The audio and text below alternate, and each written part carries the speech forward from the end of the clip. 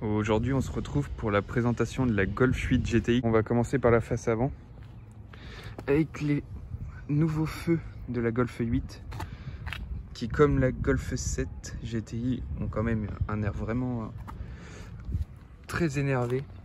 Donc là on est sur du IQ Light avec cette bande LED qui traverse tout le long du capot.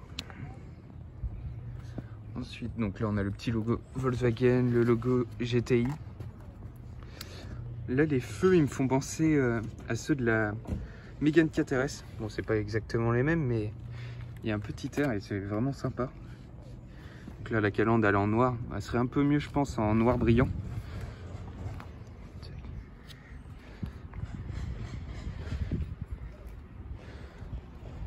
Alors le pneu on est sur du 19 pouces avec des disque des freins ventilés. On a l'étrier de frein rouge. Bon, par contre, il aurait été mieux avec un sigle GTI.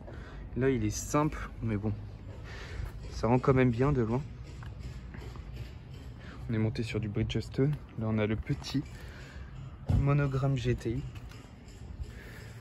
Ensuite, au niveau du rétro, donc les feux, normalement, c'est les feux dynamiques. Tac. C'est même pas des feux dynamiques. Ok, donc là au niveau des rétros, coque de rétro de la même couleur que la Golf 8 GTI, en couleur Grinardo. Pareil à l'arrière, disque juste ventilé avec le petit étrier de frein qui, pareil, je pense qu'avec un petit logo GTI en place ça serait beaucoup mieux, mais ça fait quand même le taf. À l'arrière ça donne ça. Donc les échappements ils sont beaucoup plus gros que la Golf 7 GTI. Et vous allez voir qu'elle gueule beaucoup plus qu'une 7 GTI, que j'ai remarqué. Donc là on a les petits réfléchisseurs. Les feux ils sont quand même beaux et bien travaillés quand on regarde. Là ils prennent un peu d'humidité mais ça arrive. Donc pareil c'est le IQ Light. Le petit logo GTI juste ici.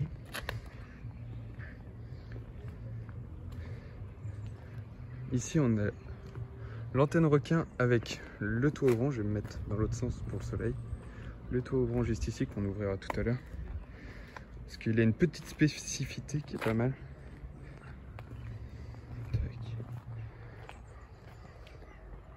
Je vais faire un beau plan.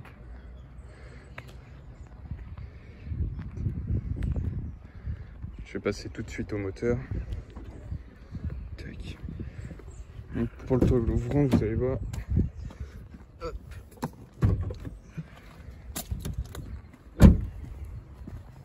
Donc quand on ouvre le capot, on se retrouve avec le 2 litres TSI de 245 chevaux. Donc ça marche beaucoup mieux que la 7 et ça fait beaucoup plus de bruit que la 7 GTI.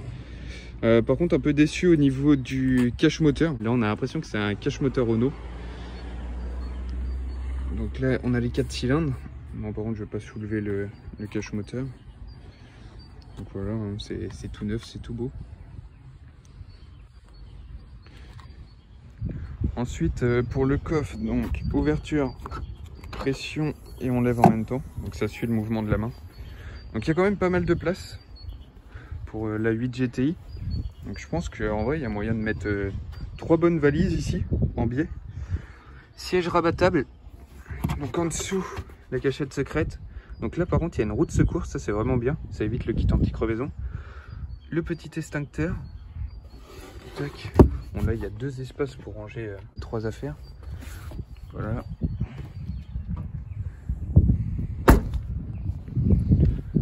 Ensuite, donc là cette 8 GTI est full option. L'assiège en cuir gris avec du noir sur piqué rouge. Donc ils sont vraiment pas mal.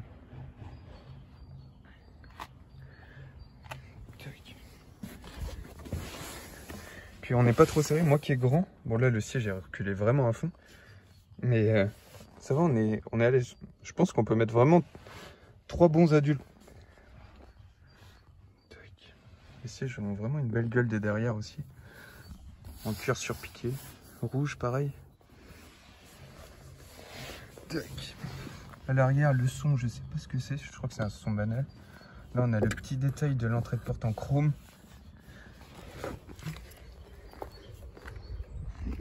Petit logo Volkswagen. Bon, du coup, quand on est à bord, voici le volant. Bon, il y a un contre-jour, ça casse un peu les couilles. On va la démarrer.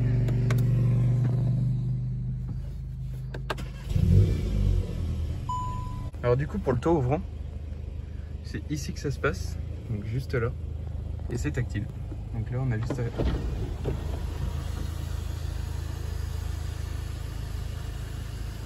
Tac. Donc toit ouvrant électrique. Donc là, on est sur un cuir gris, un cuir blanc. Là, ils sont micro-perforés parce qu'en fait, les sièges sont chauffants. Tac. Donc les sièges sont vraiment très beaux. Au niveau du volant, on y retrouve le petit logo GTI. Donc le volant est vraiment très beau. Hop, le focus. Le volant est vraiment très beau. Là, on a les petits détails rouge et gris. Donc là, on a les fonds de compteur, tout en électronique. Là, on a le menu d'accueil. Ici, si je dis pas de conneries, c'est pour charger le portable.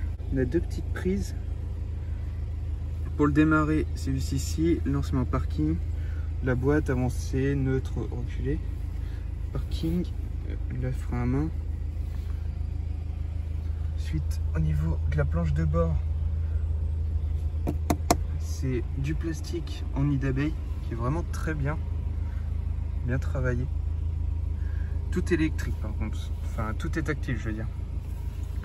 Donc là on change le mode ici de la voiture. Donc là on a un mode sport, individuel, éco, confort. On va rester en sport. On va écouter le petit bruit.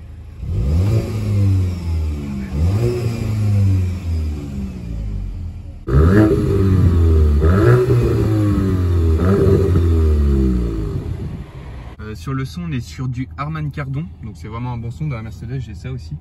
Alors au niveau de la sensation de conduite, je trouve que le volant est vraiment raide. Ça n'a rien à voir avec la souplesse de la 45. Bon, par contre, ça a l'air de marcher. Ah oui, ça marche. La pédale d'accélération est vraiment raide. Donc elle est vraiment full option, un régulateur, un limiteur. Il y a même le détecteur de ligne. Bonne prise en main du volant. Là, il y a un peu de monde sur la route.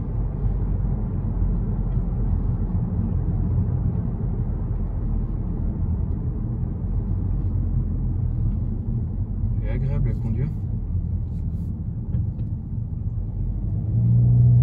Je la trouve vraiment raide.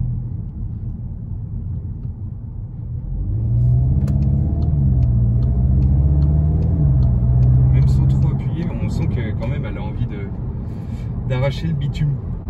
Il n'y a pas ce petit coup de pied au cul par contre quand tu la conduis, mais par contre ça t'envoie dans le siège quand tu es dans les 3000-4000 tours. Tu vois, on va se mettre là. On a besoin d'être 4000 tours quand même. Le freinage il est vraiment ferme.